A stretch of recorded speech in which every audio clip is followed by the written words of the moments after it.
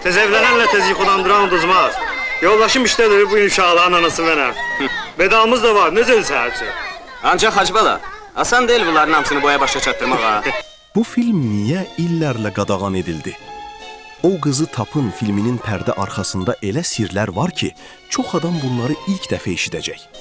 Azərbaycan kinosunun korifeyləri, çəkiliş zamanı baş verən şok hadisələr, gizli qalan faktlar və inanılmaz xatirələr. Hazırsınızsa, başlayaq. Odur, özü də gəldi. Salam. Salam. Fotoğraf veriyor. Maşınımı tapdığınız için çok sağ olun. Yola düşə bilərəm. O öz işinizdir. Ancaq mən sizə bir neçə sual verməliyim. Ne olur, buyurun. Maşının itməsindən nə vaxt xəbər tutmusunuz? Dünən saat 7-yə yaxın. O saat xəbər verdim. Azərbaycanın korifey sənətkarlarını bir araya gətirən unudulmaz ekran əsərlərindən biri O Qızı Tapın filmi. Filmin senari müəllifi və quruluşçu rejissoru Həsən Seyidbəyli, rejissoru Ramiz Əliyev, bəstəkarı isə Tofiq Quliyevdir. Filmin dirijoru Niyazi olub. Mahnıları isə Qaya qrupu, Oktay Ağayev və Flora Kərimova ifa ediblər. Film 1970-ci ildə istehsal olunub və Sovet ideologiyasına zid hesab edildiyi üçün bir müddət qadağa ilə üzləşib. Həsən Seyidbəyli uzun illər milis işçilərinin həyatını araşdırıb, onların qəhrəmanlıqlarından bəhs edən Cəbhədən Cəbhəyə povestini yazıb. Çoxları O Qızı Tapın filminin məhz bu əsər əsasında çəkildiyini düşünsə də, filmdə həmin povestdən sadəcə bəzi nüanslardan istifadə olunub. Filmdə Şəmsi Bədəlbəyli, Tofiq Mirzəyev, Səfura İbrahimova, İldəniz Zeynalov, Sevil Qasımova, Ramiz Məlikov, Nəsibə Zeynalova, Muxtar Maniyev, Hacı Murad Yigizarov, Hamlet Xanizadə, Sona Aslanova, Hüseynağa Sadıqov və daha neçə korifey sənətkar rolanı var. Onda belə bir sual da doğur. Məqsədləri nə imiş? Soymaq? Görünür ki, yox, çünki partmanatına da əl vurmayıblar. O qız bizə çox şey deyə bilərdi. Yoldaş Polkovnik, bəlkə heç qızın günahı yoxdur. Niyə elə düşünürsən? Yağışdır, ola bilsin taksi tapmayıb, əyləşib o maşına. Yaxşı, onda niyə gizlənib? Yəqin qorxub. Bəs eynək? Biz hardan bilirik ki, o neynəkdir? Necə hardan? Şahidlər deyirlər ki, eynəkli idi. Biri deyir eynəkli, biri deyir eynəksiz, nə olsun? Məni yük maşınının sürücüsü maraqlandırır. Uzun illər kinostudiyada səs operatoru işləyən Ağa Hüseyn Kərimov filmdə cinayətkarların başçısını canlandırıb. Satıcı rolunda çəkilən Rüstəm İbrahim Bəyovun həyat yoldaşı isə Lyudmila Duxovnoyadır. Filmin çəkilişləri Nardaran qayalıqlarında, kinostudiyanın pavilyonlarında, şəhərin küçələrində, dəniz kənarında, indiki Bunyad Sərdarov və Qurban Abbasov küçələrində aparılıb. Bəzi səhnələr isə köhnə Moskva mehmanxanasının tikintisi zamanı lentə alınıb. Aktrisa Sevil Qasımova çəkilişlər zamanı orta məktəbin 10-cu sinifində oxuyurdu. Ramiz Məlikov bəzi təhlükəli səhnələrdə kaskadyordan istifadə edilməsinə etiraz edib və həmin səhnələri özü canlandırıb.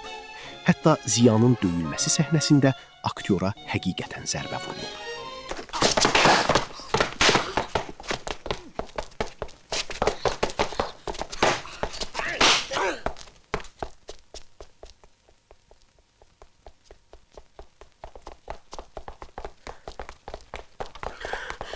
Getdik!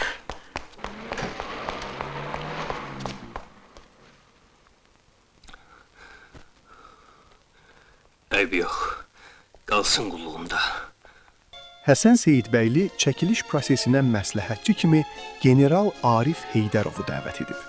Film ilk dəfə Daxili İşlər Nazirliyinin əməkdaşları qarşısında nümayiş etdirilib və daha sonra SSR prokatında böyük uğur qazanıb. Filmdəki bağ səhnəsi isə rəssam Mikayıl Abdullayevin bağında lentə alınıb.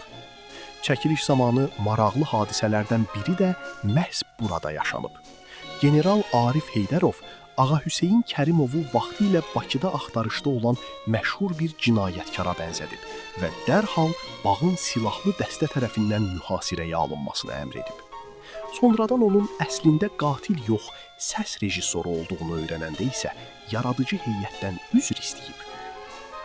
O həddindən artıq ləkəsiz görünməyə çalışıb.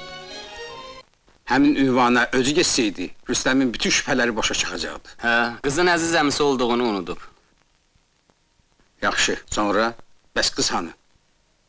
Hər işin yaxşıdır, amma qıza gələndə vaxtın gətirmir. Mənə elə gəlir ki, biz bəzi nəticələr çıxara bilərik. Yəqin etmək olar ki, şəhərdə gizli sex var. Kazımlı da həmən sexdə tikilən kənar malları bu dəfə Maxaskala yaparmış. Ələ keçməsinə 1-2 saat qalmış, ölüb. Dramatik filmə özünə məxsus yumor qatan Nəsibə Zeynalovanın canlandırdığı Meyransa obrazı isə filmin ən yadda qalan səhnələrindən birinə çevrilib. Da deyin görək, nə havalar? Gözü qızıb. Qızıb? Bəli. Necə yəni qızıb? O məsəl var, deyərlər ki, əziyəm qız qıza, oğlan qıza, qız qıza. Oğlan qızsa tez sönər, vay o gündən qız qıza. Nə qız? Bilseydim dair sünyanızı nöş gəlirdim. Özüm el aşın suyunu verərdim də. Kişini yoldan çıxardım. O da küflətini atıp, düşüb onun dalınca. Gəldim, bəlkə bu işə bir əncam çəkəsiz.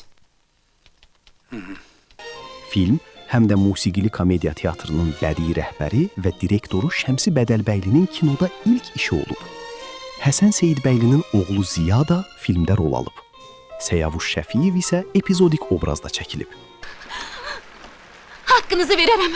Buyurun. Hara aparım? Evimiz içəri şəhərdədir. Tez olun, tez olun.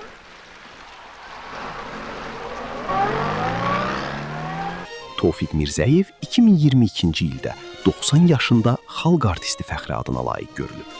Kömək elə onu tapaq. Kimi? Ziyanı. Ona nə olub axı? Özünüz oyuna çevirin. İş qəlizləşir. Qorxuram bu səhv ona çox baha başa gəlsin. Nə səhv? Təqsir məndədir. İnanın məndədir, mən gərək onu bu işi çəkməyəydim. O axşam şəhərdən baş götürüb qaçırdım, özüm də bilmirdim hara. Onu görən kimi... Nəysə, hadisənin necə baş verdiyi bizə məlumdur. Bilirik ki, Ziya sənin müəlliminin oğludur. Hətta uşaqlıqda onunla dost olmusunuz. Beləliklə, O Qızı Tapın yalnız bir film deyil, Azərbaycan kinosunun qızıl fonduna düşən, illər keçsə də maraqla izlənilən əfsanəvi ekran əsərlərindən biridir. Kanala abunə olmağı və videonu bəyənməyi unutmayın.